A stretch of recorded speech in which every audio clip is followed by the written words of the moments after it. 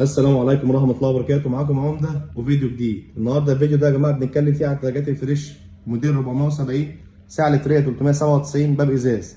النهارده يا جماعة اخواتنا وحبايبنا طلبوا في الكومنتات على الثلاجات الفريش 470 الازاز، جبت لكم منها 4 موديلات. معانا أول موديل يا جماعة فريش 397 لتر، تمام، المودينا باب الازاز نو فروست يا جماعة زي ما حضراتكم شايفين، ضمان 10 سنين من شركة فريش.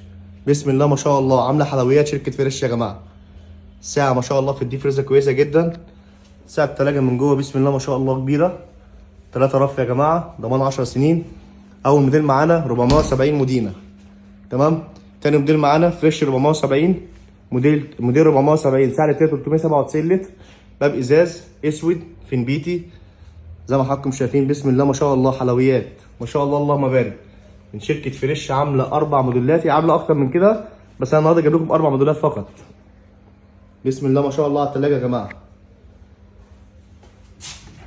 الساعة من جوه بسم الله ما شاء الله كويسة جدا، ضمان 10 سنين. بسم الله ما شاء الله على التلاجة اللهم بارك يعني.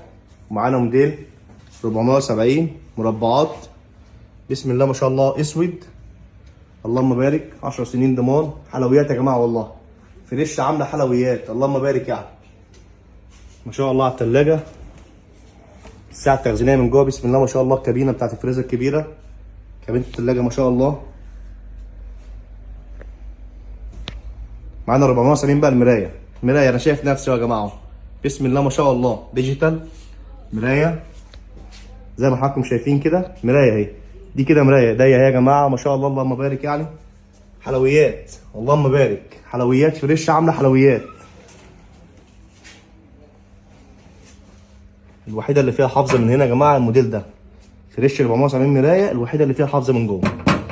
بقيه الموديلات 3 رف، دي بتكون حافظه و2 رف.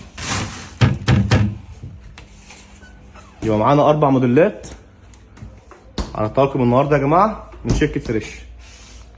معانا المرايه، معانا المربعات، معانا الاسود فنبيتي، معانا المودينا.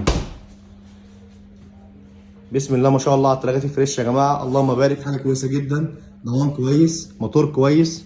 طبعا فريش عامله طفره كويسه جدا في السوق المحلي عندنا.